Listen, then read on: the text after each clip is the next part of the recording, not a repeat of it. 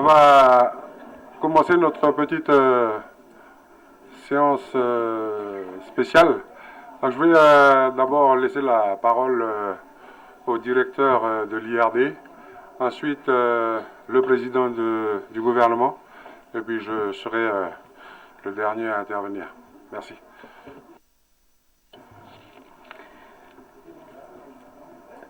Monsieur le haut-commissaire de la République, Monsieur le président du gouvernement de la Nouvelle-Calédonie, Monsieur le président du Congrès de la Nouvelle-Calédonie, Mesdames et Messieurs les conseillers, Mesdames et Messieurs, je voudrais vous dire combien je suis fier et heureux d'être présent ici, au Congrès de la Nouvelle-Calédonie, aux côtés de Monsieur le président du gouvernement et de Monsieur le président du Congrès, pour vous présenter officiellement l'Atlas de la Nouvelle-Calédonie, outil de partage et de construction identitaire. Et je parlerai au nom du président de l'IRD, le président Michel Laurent. Je vais tâcher d'être concis pour laisser à mes collègues cartographes, Jacques Bonvalot et Jean-Christophe Gué, le temps de vous présenter ensuite toutes les originalités de cet atlas que nous sommes vraiment heureux de vous livrer ce soir. La Nouvelle-Calédonie a vécu ces dernières années des évolutions majeures, tant sur le plan politique et administratif, avec les accords de Matignon et de Nouméa, que sur le plan économique, avec la construction de 2 usines métallurgiques de nickel au nord et au sud, ou encore sur le plan environnemental, l'inscription de son lagon exceptionnel sur la liste du patrimoine mondial de l'UNESCO. C'est pourquoi, en 2008, le Congrès de la Nouvelle-Calédonie a confié à l'IRD la réalisation d'un nouvel atlas, après celui édité par l'Orstom en 1981. Présent dans ce pays d'outre-mer depuis 1946, l'IRD a en effet été le témoin scientifique des transformations et des questionnements sociétaux de la Nouvelle-Calédonie. À cette légitimité scientifique, acquise également au travers des divers atlas, publiés à travers le monde, atlas généraux comme au Cameroun ou en Polynésie, ou d'atlas thématiques comme au Caire ou en Thaïlande, s'ajoute également une expertise de coordonnateur collégial. L'IRD a donc apporté dans ce projet son expertise, la rigueur dans la restitution de l'information à la société, une grande attention à l'intégration de nouveaux modes de représentation, grâce notamment aux avancées technologiques permises par le développement de bases de données et la cartographie numérique.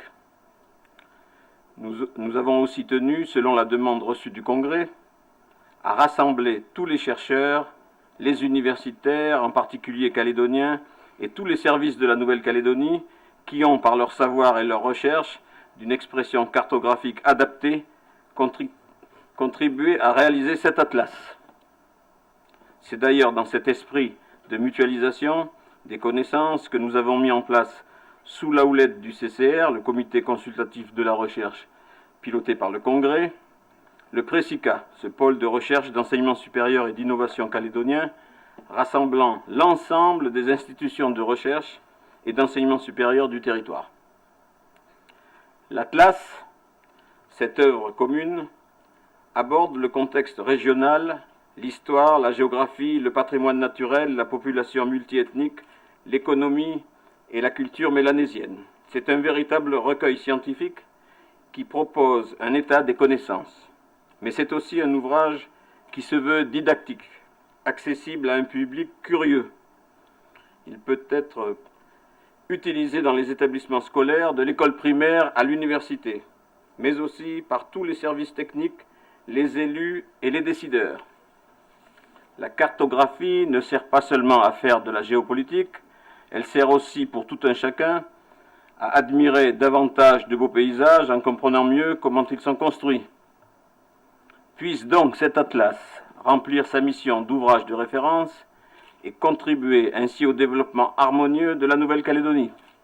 nous souhaitons que cet atlas devienne pour ce pays d'outre-mer en pleine mutation et en quête d'un destin commun un précieux outil de construction identitaire. Je voudrais remercier tous les membres de la coordination scientifique, ceux du comité scientifique, tous les auteurs de ce magnifique projet, Madame Christine Goyetch, qui a été la cheville ouvrière au congrès de ce projet, et toutes les personnes qui ont contribué à la réalisation de l'Atlas. Merci à tous, je vous remercie.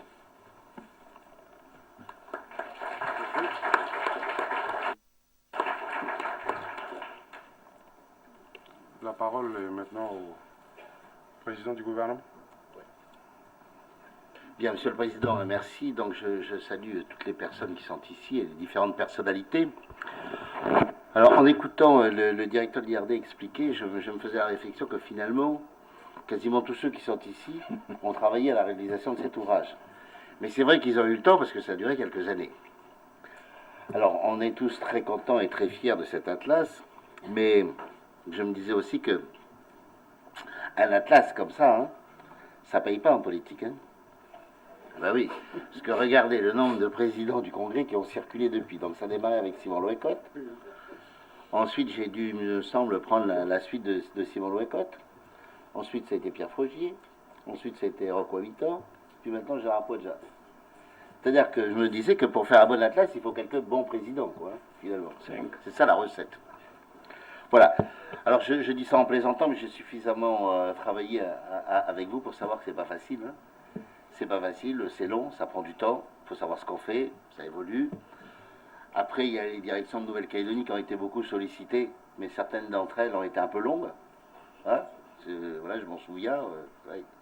Mais pas de mauvaise volonté, non, mais c'est simplement qu'il y a beaucoup de choses à faire par ailleurs. Voilà. Bon, et donc de tout ça, on y est arrivé. Donc j'ai eu l'occasion de le regarder, c'est un bel ouvrage. Donc ça permettra aux passionnés d'y passer des heures. Et je crois que c'est bien d'avoir la suite de ce document exceptionnel qui avait été fait à l'époque, hein, celui d'il y a 30 ans, oui, au moins 30 ans, qui était vraiment, qui avait à l'époque, qui nous avait tous marqués. Quoi. Voilà. Donc c'est une belle suite. Bon, on avait bien dit hein, que le format serait un peu plus restreint que le précédent.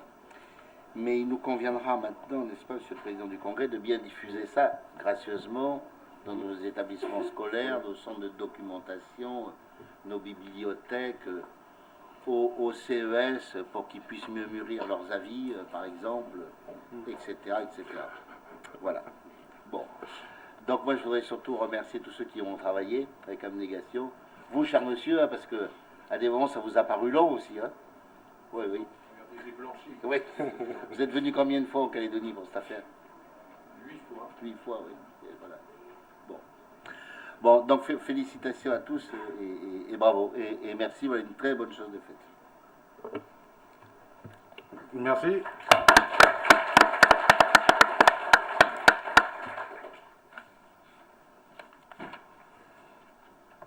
Monsieur le commissaire de la République par intérim, Monsieur le Président du gouvernement de la Nouvelle-Calédonie, Monsieur le directeur de l'Institut de recherche et du développement, Mesdames et Messieurs les conseillers, Mesdames et Messieurs, je voudrais tout d'abord vous saluer et vous remercier de votre présence pour cette réunion un peu particulière du Congrès de la Nouvelle-Calédonie.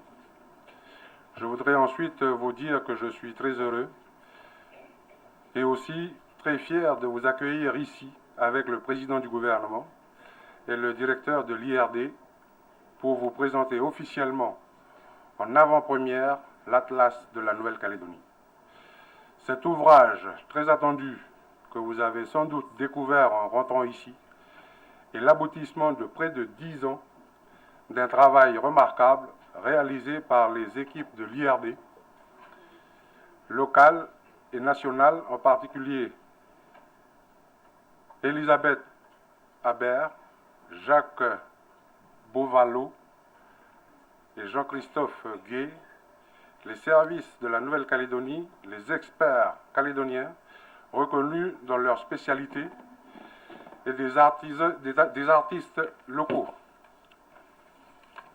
Je sais que les personnes qui ont contribué à la réalisation de cet atlas sont très nombreuses dans l'hémicycle, ce qui montre leur implication dans ce projet, et je voudrais leur témoigner mon admiration pour le travail accompli. Sans eux, évidemment, rien n'aurait été possible. Merci mille fois. Cet ouvrage est également le résultat d'un partenariat exceptionnel entre la Nouvelle-Calédonie et l'IRD. Le caractère fédérateur de ce projet a permis aux organismes de recherche présents en Nouvelle-Calédonie et aux chercheurs et spécialistes calédoniens de travailler ensemble sous la coordination des équipes de l'IRD. Au-delà de l'aventure technique, cet ouvrage est de surcroît une formidable aventure humaine. Et je le dis d'autant plus facilement que je suis un ancien de l'ADRAF, comme certains ici présents dans la salle. Je sais l'importance du travail de terrain, combien de kilomètres parcourus, de lieux découverts et de personnes rencontrées pour arriver à collecter toutes les données qui ont été nécessaires pour réaliser l'Atlas. Enfin, cet ouvrage est un prodigieux outil au service de la connaissance. Il a été conçu pour être lu par le plus grand nombre et pour éveiller, notamment chez nos jeunes, le goût de la matière scientifique. J'ai demandé à mes services, en collaboration avec l'IRD, de procéder à une diffusion la plus large possible des exemplaires de l'Atlas dans les bibliothèques, comme l'indiquait tout à l'heure le président du gouvernement, et les centres de documentation des établissements scolaires, dans les écoles, dans les communes. Je voudrais vous faire une confidence. Lorsque j'ai reçu le premier exemplaire de l'Atlas et que je l'ai feuilleté, j'ai ressenti une très vive émotion. Page après page, l'ouvrage dévoilait une part de l'intimité du pays. J'y ai vu ma terre, ma culture, mon histoire. J'y ai vu aussi notre diversité, notre spécificité. J'y ai vu surtout les progrès que nous avons accomplis ensemble. Des événements aux accords de Nouméa, bien avant avec bien entendu celui de Matignon, des régions aux provinces, de l'ASLN aux usines du Nord et du Sud, de Nouméa, la Blanche, à Grand Nouméa, pluriethnique. J'y ai vu aussi l'évolution fulgurante des technologies avec l'avènement d'Internet et du numérique. Alors pourquoi le Congrès?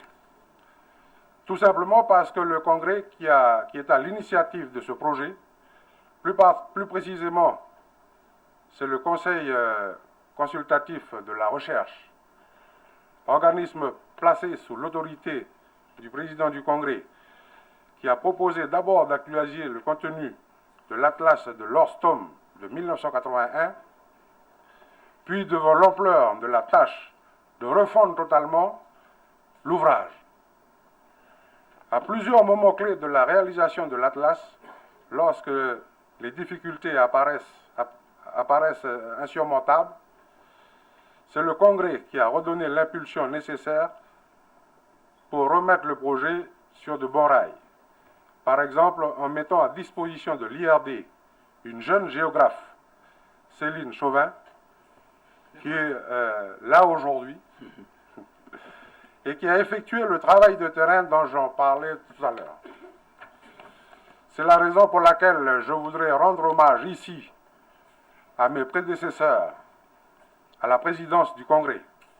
Harold Martin, bien sûr, qui a eu un rôle déterminant, Pierre Frogier et Roch Wamiton, qui ont toujours soutenu ce projet.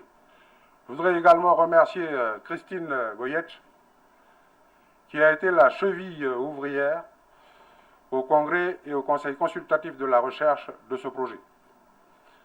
lorsque l'on m'a dit que l'Atlas serait publié sous ma présidence, j'ai souhaité partager le résultat de ce travail commun avec vous. C'est pourquoi j'ai proposé à l'IRD de faire une présentation officielle de l'Atlas de la Nouvelle-Calédonie devant les élus du Congrès. Mais j'ai souhaité aussi le partager avec les Calédoniens en organisant demain, de 15 h à 21 h, une porte ouverte au Congrès. Pour finir, je voudrais à nouveau, au nom de la représentation territoriale, exprimer mes remerciements les plus sincères à toutes les personnes qui ont contribué à la réalisation de l'Atlas. Merci à tous.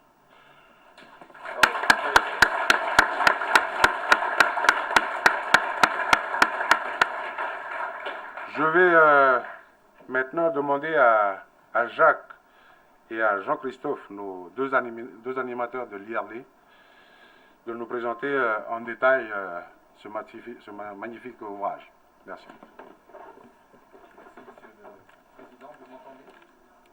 Appuyez. Merci, Monsieur le Président. Bonjour, Mesdames et Messieurs. Je m'appelle Jacques Bonvalot, je suis le coordinateur scientifique d'une bonne partie de cet atlas, en compagnie de Jean-Christophe Gué, qui se trouve à ma gauche. D'abord, vous dire que la notion d'atlas, comme collection d'un ensemble de cartes représentant le monde, n'est pas nouvelle. Ce sont les Portugais, navigateurs exceptionnels, qui en sont les premiers auteurs. Ce sont ces fameux portulans qu'on trouve maintenant dans tous les musées du monde, publiés dès le XIIIe siècle, il y a donc plus de 500 ans, comme aide à la navigation et au commerce déjà, à cette époque-là. Bien sûr, ça représentait le tracé des côtes, les estuaires, les endroits où on pouvait sans risque faire mouiller des bateaux et faire du trafic avec les populations qui se trouvaient à l'intérieur des terres.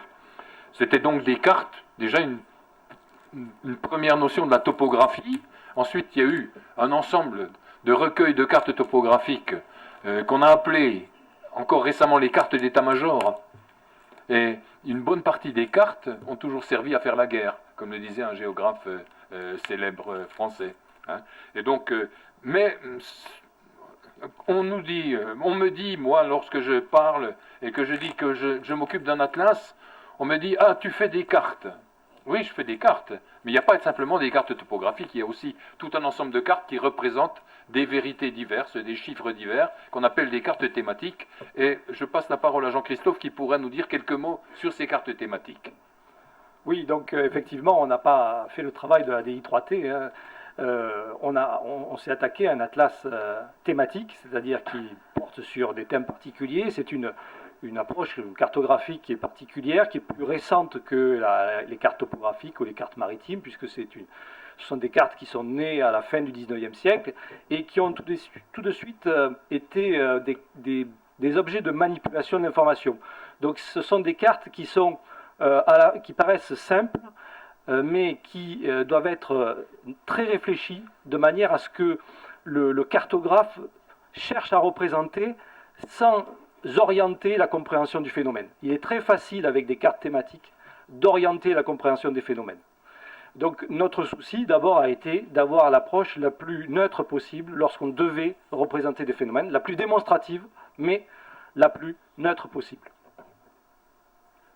Alors, il a déjà commencé à sauter allègrement les siècles, puisqu'il arrive déjà après, à la période actuelle.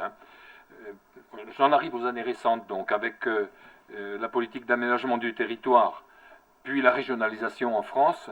Les régions se sont progressivement dotées d'atlas, les unes après les autres, destinés à faire sous forme cartographique le point des connaissances sur un territoire donné. C'est ainsi que ça s'est passé aussi en Nouvelle-Calédonie. Dans les années 70, il y a eu le projet de ce fameux atlas que vous connaissez tous, à la couverture violette, lourd, encombrant, difficile à caser dans une bibliothèque, mais combien utile pour le pays, si j'en juge par l'état de santé où se trouvent actuellement ces atlas, dans les services calédoniens, il a beaucoup servi, il est usé, il était temps qu'on en change. Hein. D'où, ça n'a pas uniquement l'état physique de cet atlas qui a décidé, donc le Congrès a demandé une réactualisation des données de cet atlas, mais c'est un véritable souci, le pays ayant tellement changé depuis 1980, de tous les points de vue, aussi bien du point de vue économique que du point de vue de l'évolution de la population. Donc petit à petit, donc s'est fait jour l'idée d'avoir un projet d'atlas, et c'est cet atlas que nous vous présentons aujourd'hui. J'arrive pas à... il me faudrait qu'on vienne à mon secours pour le... J'arrive pas à passer à l'image suivante, excusez-moi. Je suis meilleur en atlas papier qu'en atlas électronique. Il faut cliquer avec ça. Non, attends, c'est celle-là la suite pourquoi? Voilà. Alors, C'est là normalement. oui, mais bon, ça marche, oui.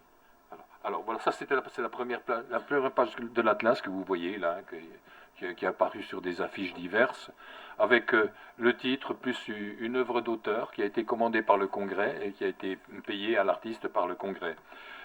La page, la 4e de couverture, mentionne une petite présentation de texte sur cet atlas avec les sigles des provinces et du gouvernement de la Nouvelle-Calédonie. Alors, cet atlas fait 272 pages au format A3, 60 planches et notices cartographiques. Accompagnent donc un glossaire à la fin de l'ouvrage et un index des cycles employés. Vous voyez ça sur la projection.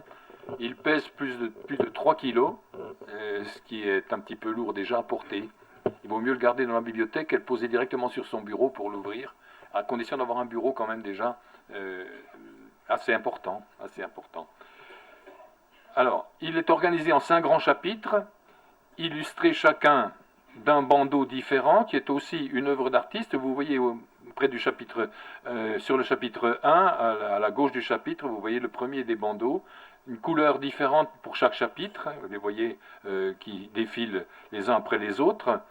Et donc il y a 5 chapitres, le dernier étant Vivre en Nouvelle-Calédonie. J'ai détaillé un petit peu pour chaque chapitre le nombre de planches et le nombre de pages que constitue chacun de ces chapitres. Ensuite, comment s'organise une planche cartographique? Une planche cartographique, c'est d'abord une carte, un premier niveau de lecture, donc une carte sur une pleine page, et accompagnée d'une notice qui ne fait pas plus de 15 000 signes. Ça représente 3 pages. Donc chaque sujet traité dans un chapitre, chaque sujet individuel représente 4 pages. 4 pages, avec un résumé en anglais de 2000 signes et une courte orientation bibliographique ensuite. Donc il y a plusieurs niveaux de lecture. On peut commencer par lire d'abord la carte. S'il y a quelque chose qui vous intéresse sur la carte, vous aurez peut-être la curiosité d'aller commencer à lire la notice. D'abord une sorte d'avant-propos de la notice, en quelques signes, en quelques lignes, et puis des détails, si vous voulez, dans les détails. Mais peut-être vous arrêterez-vous avant à la lecture d'un graphique, à un regard porté sur une photographie. C'est aussi un autre niveau de lecture. Il y a plusieurs niveaux de lecture là-dedans, suivant qu'on veut aller à fond dans le sujet ou pas. En général, le vocabulaire employé est un vocabulaire plutôt simple, de façon à ce que le public puisse y avoir accès. Et s'il y a des termes scientifiques un petit peu barbares que vous rencontrez dans le texte, ils sont renvoyés au glossaire à la fin. Il y a une explication qui est donnée donc, sur ces termes scientifiques.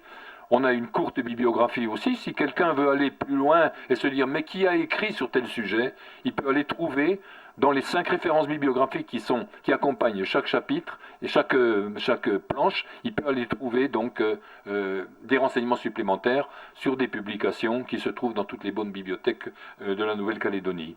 Voilà, alors je présente ici une notice, j'ai pris la végétation. Pourquoi? Parce qu'il y a de très belles photographies qui sont présentées là. Donc c'est une des pages de cette notice de 3 pages qui accompagne la carte de la végétation que voici, que vous voyez ici, qui a été réalisée par le service des botaniques de l'IRD.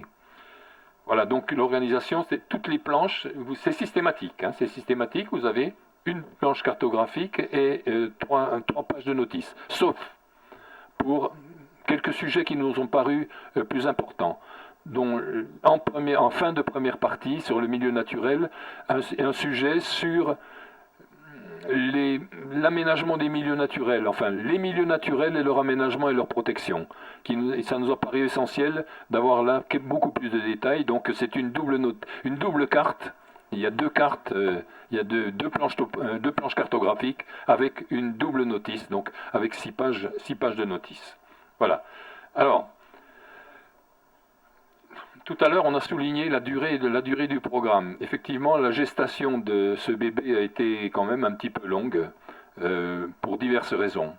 Et il faut trouver d'abord une équipe. Il faut d'abord voir si on peut faire le travail. Si sur place, et ça a été mon souci permanent, si sur place on peut trouver les compétences qui permettent de réaliser la majeure partie des planches cartographiques et des notices avec des personnes qui sont en Nouvelle-Calédonie. Quand vous regardez le premier atlas, celui de 1981, vous apercevez que ça a été un travail scientifique qui a été fait pratiquement pour les 3/4 par des chercheurs de l'Orstom à cette époque-là, et par d'autres chercheurs qui venaient du CNRS ou de l'École des hautes études en sciences sociales à Paris. C'était vraiment quelque chose qui était, c'était le début des connaissances, c'était la synthèse des connaissances qu'on avait à cette époque-là sur la Nouvelle-Calédonie.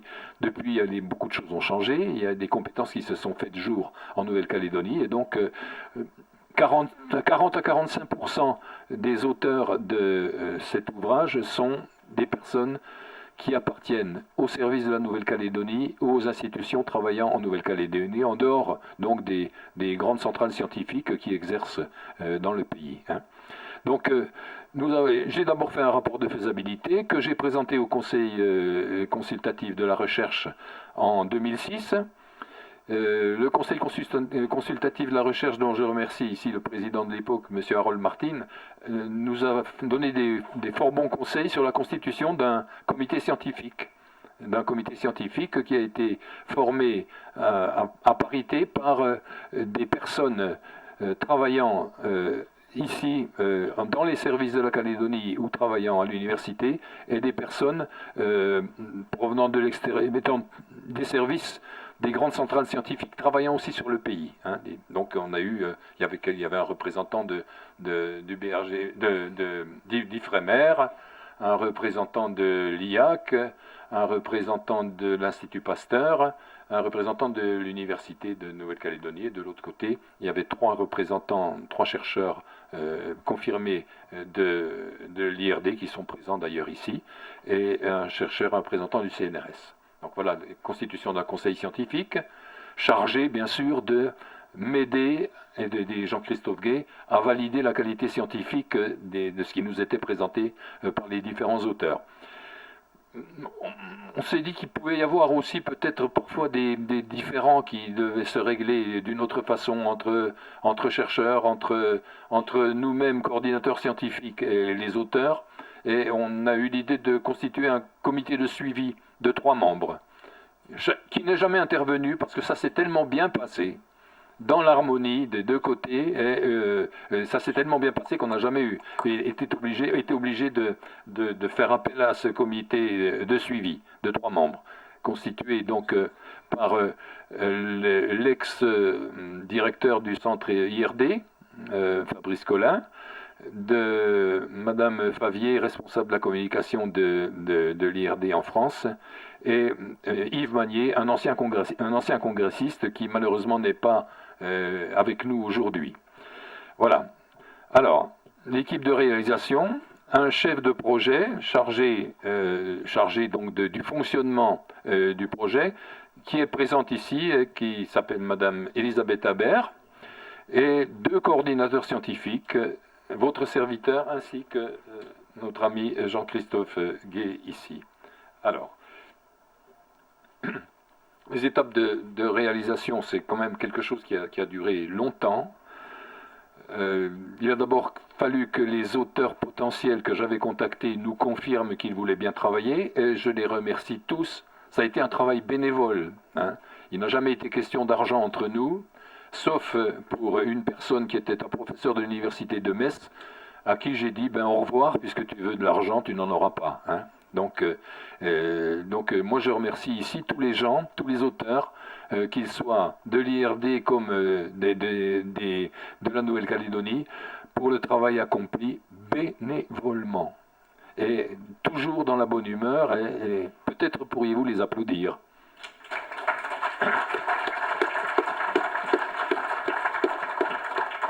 Alors comment ça se passe?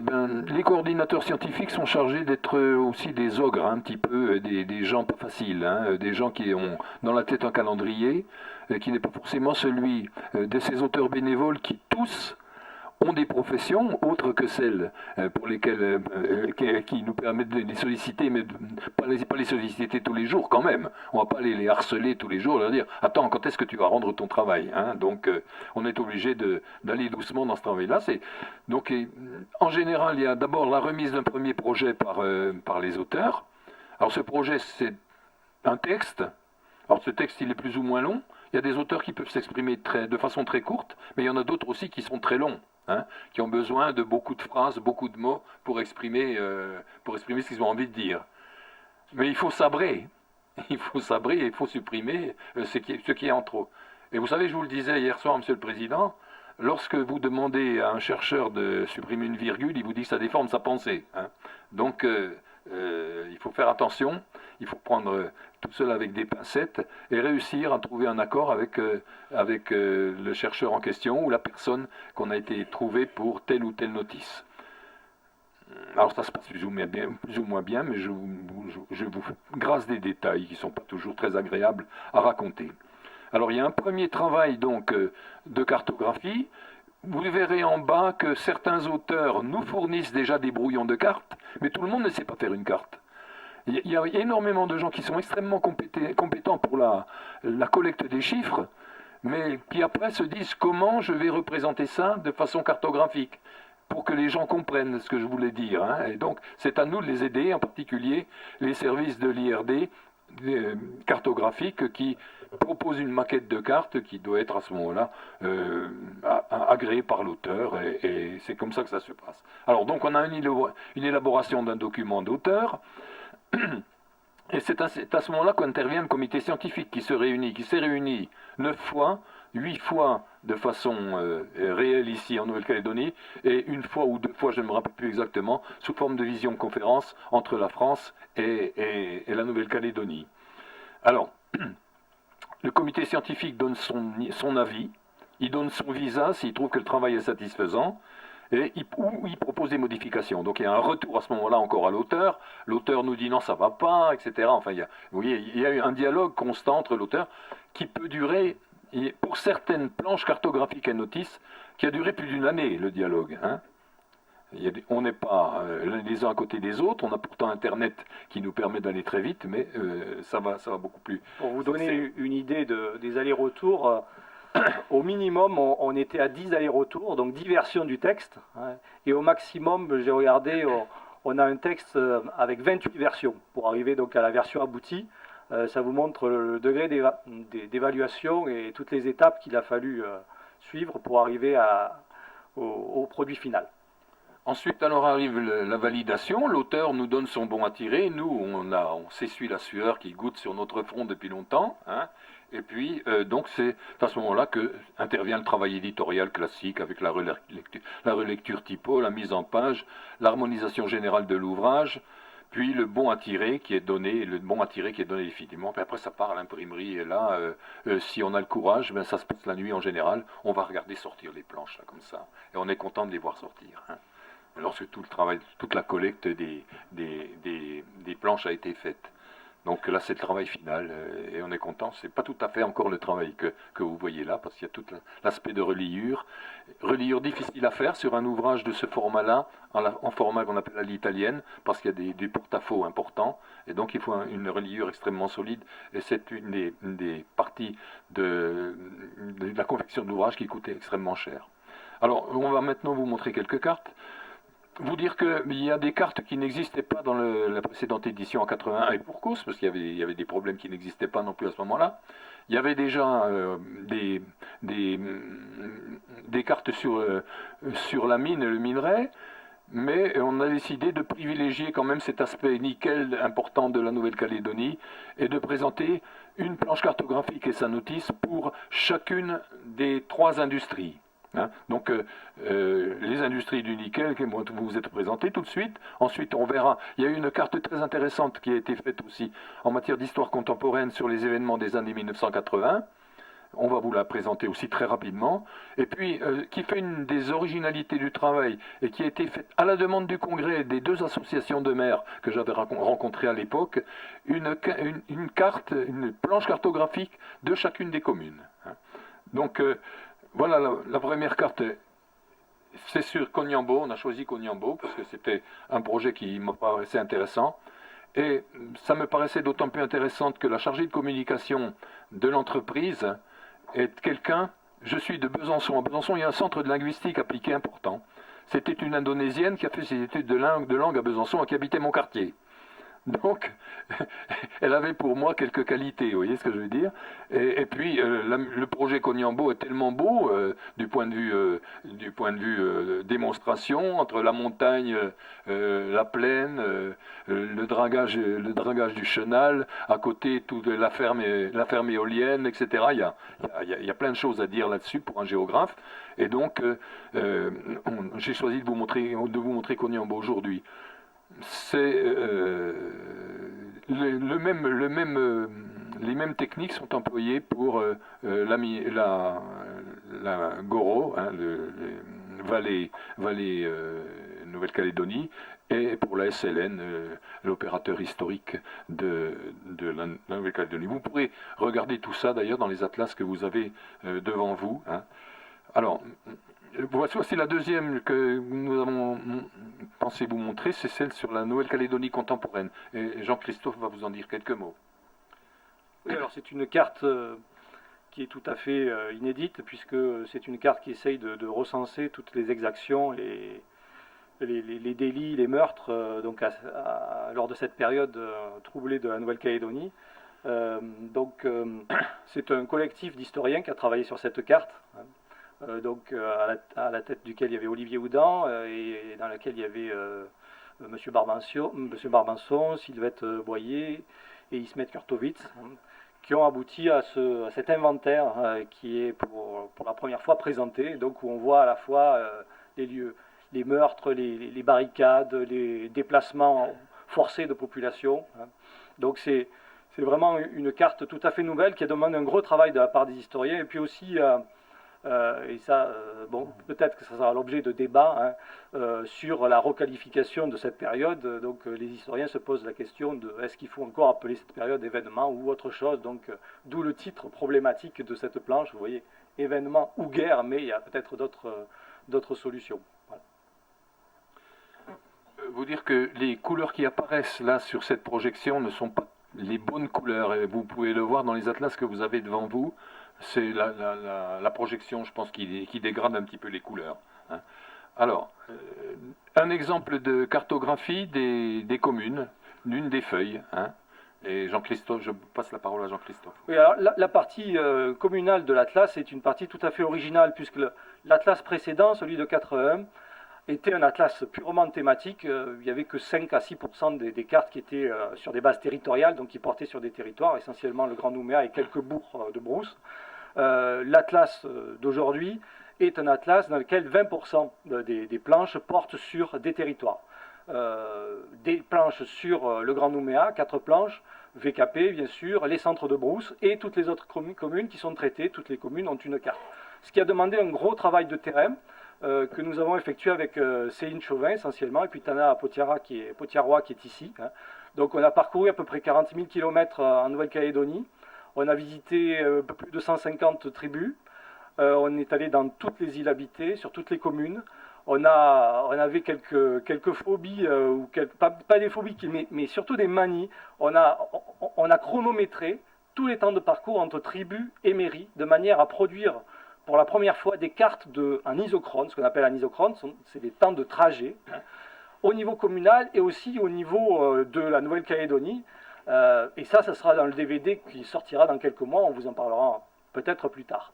Donc les cartes des communes sont des cartes originales dans lesquelles nous avons essayé de mettre un certain nombre de phénomènes, à la fois l'agriculture, et ça, nous n'avions aucune information là-dessus, donc il a fallu vraiment aller sur le terrain pour savoir si c'était de la petite polyculture, si c'était de l'élevage, si c'était du tubercule, etc.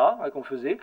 Les services, là nous avions des informations, mais souvent les informations n'étaient pas à jour. Hein.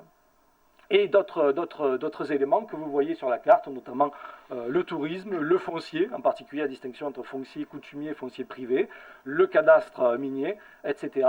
Donc vous avez des légendes qui sont très fournies. Et ici, vous avez le cas de Bélep, qui a été une mission tout à fait exceptionnelle. Alors à ce propos, je tenais à remercier tous les gens qui nous ont accueillis sur le terrain. Je tenais à remercier les maires, les secrétaires généraux, les coutumiers, qui ont consacré du temps. On a passé au total plus de 3 mois sur le terrain, si on fait l'addition des journées que nous avons passées. Donc, en gros, c'est vraiment, à mon avis, la partie la plus captivante et la plus novatrice de l'Atlas, qui sera complétée par un DVD qui va sortir dans quelques mois et qui portera sur les seules communes. Et dans ce DVD, il y aura 300 cartes inédites qui ne sont pas dans l'Atlas, il y aura 3000 photos, il y aura plusieurs heures de film. Donc ça, c'est un produit qui est complémentaire de l'Atlas. Alors là, ce que vous avez vu jusqu'à présent, ce sont des cartes de facture relativement classiques. Hein. Elles auraient pu être faites déjà en 1981, sauf que bon, là il y a des photographies aériennes nouvelles, etc. Mais bon, ce sont des cartes de facture classiques. Mais depuis, Dieu merci, la cartographie a fait beaucoup de progrès. Et pour terminer, Jean-Christophe va vous présenter 2 exemples de cartes nouvelles et qui risquent peut-être de désarçonner un lecteur qui ne soit pas prévenu. Alors là, c'est les titres. D'abord, une carte sur les élections municipales. La voici. Je te laisse la parole, Alors, bon, Jean-Christophe. le terme technique, c'est une carte en anamorphose, c'est-à-dire qu'on déforme les contours d'un lieu. Ici, en l'occurrence, ce sont les communes. On déforme en fonction d'un principe. Et le principe, ici, c'est le nombre de votes. Hein. Donc, le nombre de votants non indépendantistes, je crois. Hein. Oui. Non indépendantiste, donc c'est ce carré que vous voyez en bas de la carte, hein, Alors, qui représente... en fait, les couleurs foncées, c'est du bleu sur la planche, hein, que vous pouvez voir. Et le brun, en fait, c'est rouge. Hein. Oui, donc on déforme les communes en fonction de ce principe-là, et on voit le poids, hein, des votants non indépendantistes, et en plus on rajoute par un système de couleurs les voix indépendantistes, hein, qui vous montrent donc le poids des indépendantistes dans le nord et dans les îles, et la faiblesse relative, hein, des indépendantistes dans les communes du sud. Et on a rajouté bien sûr la limite en pointillé des 2 circonscriptions électorales, la première et la seconde, qui permet de voir donc que finalement le vote du Grand Nouméa, en fait, est le vote qui va compter pour l'élection des deux députés.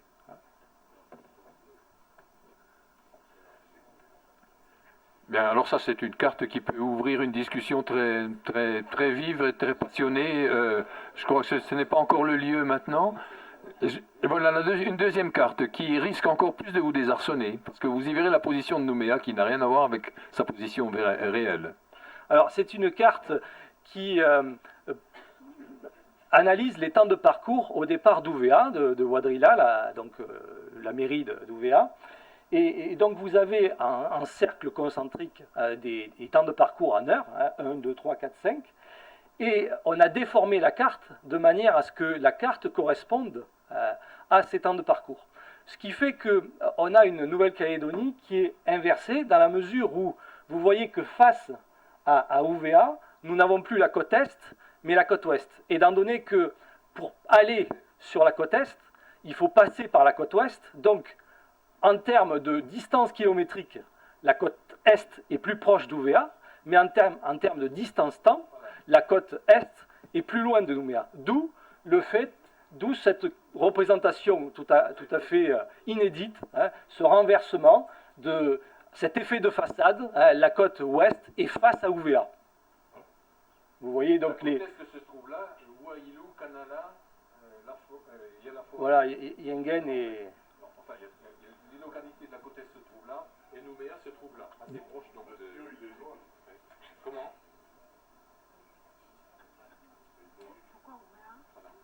Alors pourquoi Ouvéa?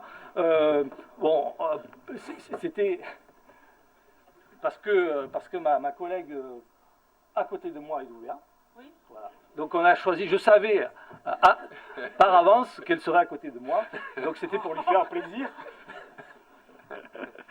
Non, parce que Ouvéa, et plus sérieusement, Ouvéa était intéressant. On aurait pu prendre aussi Lifou ou Marais, mais pour montrer cet effet de porte d'entrée de la Grande Terre par Nouméa, qui fait que en fait on a ce jeu de façade qui inverse la représentation espace-temps de la Nouvelle-Calédonie. Voilà, mesdames et messieurs, ce que nous voulions vous dire, et on vous le dit tous les deux, ainsi que tous les acteurs qui ont participé à ce travail, avec un sourire jusqu'aux deux oreilles. On est content que ce travail soit terminé. On espère qu'il vous plaira, qu'il sera utile au développement de la Calédonie et qu'il aura une vie aussi longue que le précédent. Merci beaucoup. Merci.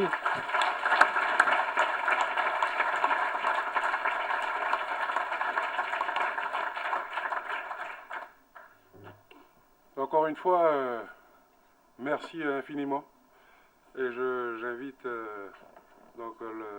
tout le monde à descendre en dessous pour prendre un verre de l'amitié ensemble. Merci.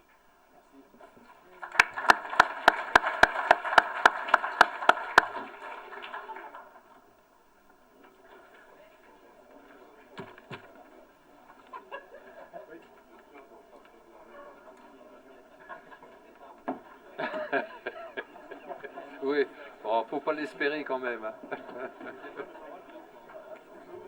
Faut pas l'espérer.